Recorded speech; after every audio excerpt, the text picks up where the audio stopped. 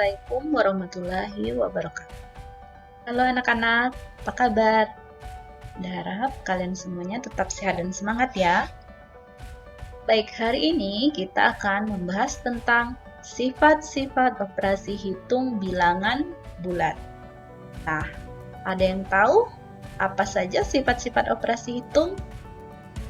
Ya, sifat-sifat operasi hitung itu ada 3, yaitu sifat komutatif, asosiatif, dan distributif.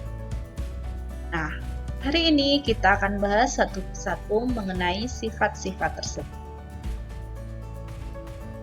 Yang pertama adalah sifat komutatif. Apa itu sifat komutatif?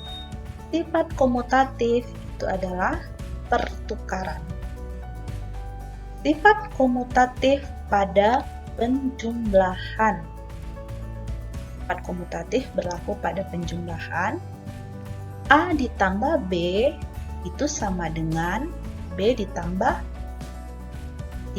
Di sini maksudnya adalah kita tukar ya posisinya. A-nya di belakang, B-nya di depan ya. Kita tukar A tambah B sama dengan B tambah A. Oke, perhatikan contoh berikut. 12 ditambah 15, apakah hasilnya sama dengan 15 ditambah 12? Ya, sama ya, hasilnya sama-sama 27. Berarti sifat komutatif itu berlaku pada. Kemudian sifat komutatif pada perkalian. A dikali B sama dengan B dikali A. Contoh, 8 dikali negatif 7, hasilnya akan sama dengan negatif 7 dikali 8. Negatif 7 dikali 8 itu negatif 56. 8 dikali negatif 7 itu juga negatif 5. Ya, sifat komutatif berlaku pada perkalian. Perhatikan catatan berikut. Sifat komutatif tidak berlaku pada pengurangan dan pembagian. Oke, contohnya 5 dikurang 4 itu hasilnya sama dengan 1. Tidak sama dengan 4 dikurang 5. Kalau 4 dikurang 5 itu hasilnya negatif 1. Beda ya, 5 dikurang 4 dengan 4 dikurang 5.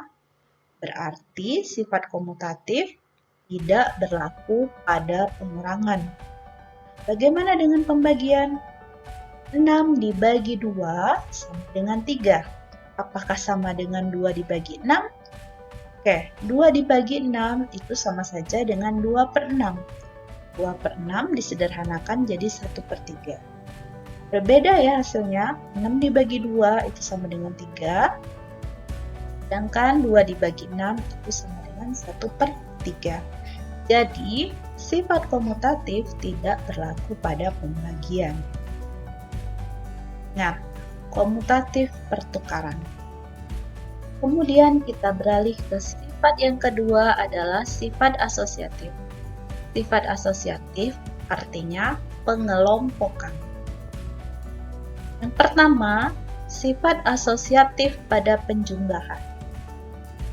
A ditambah B dan ditambah C, apakah hasilnya akan sama dengan A ditambah B ditambah C? Nah, perhatikan. Yang pertama ini adalah angka yang di depan duluan kita hitung. Apakah hasilnya sama dengan angka yang di belakang duluan yang kita hitung? Perhatikan contoh berikut. 3 ditambah 4, kemudian ditambah 5, apakah hasilnya sama dengan 3 ditambah 4 ditambah 5? Oke, 3 ditambah 4 itu adalah 7, kemudian ditambah 5, itu 12. Kemudian yang kedua, 4 ditambah 5 itu 9, ditambah 3 itu 12. Ternyata hasilnya sama ya. Nah, sifat asosiatif berlaku pada penjumlahan. Kemudian yang kedua adalah sifat asosiatif pada perkalian. A dikali B, kemudian dikali C, maka hasilnya akan sama dengan A dikali B dikali C. Contoh, 2 dikali 3, kemudian dikali 6, maka sama dengan 2 dikali 3 dikali 6. 2 dikali 3, 6. 6 dikali 6, 36. Maka sama dengan yang belakang bulan kita hitung. 3 dikali 6, 18. 18 dikali 2, 36. Sama ya, berarti sifat asosiatif berlaku pada perkalian. Nah, perhatikan catatan berikut. Sifat asosiatif tidak berlaku pada pengurangan dan pembagian. Perhatikan contoh berikut. 9 dikurang 4 adalah 5, dikurang 3, itu hasilnya adalah 2. Apakah sama dengan yang belakang duluan kita kurangkan? 4 dikurang 3, 1. 9 dikurang 1, 8. Berbeda ya. Nah, ternyata jika yang kita kurangkan angka belakangnya duluan akan berbeda dengan kita mengurangkan dengan angka yang depan duluan. Berarti sifat asosiatif tidak berlaku pada pengurangan.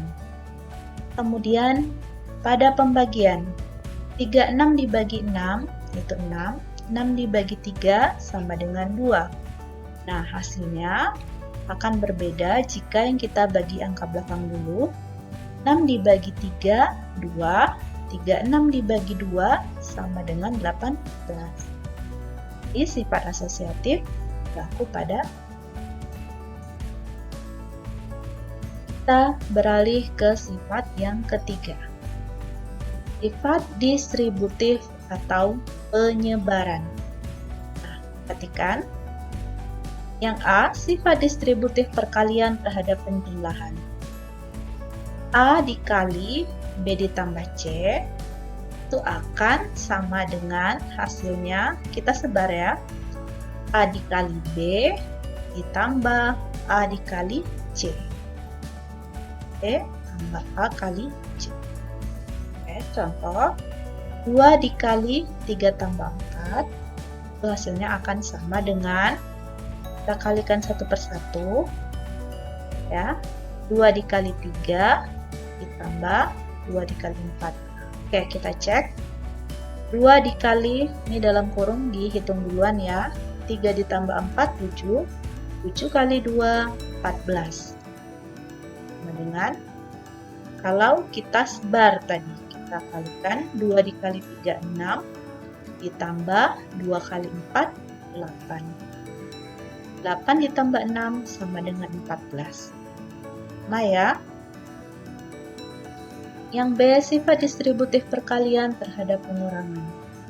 A dikali B kurang C, itu hasilnya akan sama dengan A dikali B dikurang A dikali C. Perhatikan contoh, 2 dikali 6 dikurang 4, itu hasilnya akan sama dengan 2 dikali 6 kurang kali 4. 2 dikali 6, 12 dikurang 2 dikali 4, 8. 12 dikurang 8 sama dengan. Nah, sifat distributif ini berlaku pada perkalian terhadap penjumlahan ataupun perkalian terhadap pengurangan. Catatan, sifat distributif tidak berlaku pada pembagian. Oke, 12 dibagi 4 ditambah 2 hasilnya tidak sama dengan 12 bagi 4 ditambah 12 dibagi 2.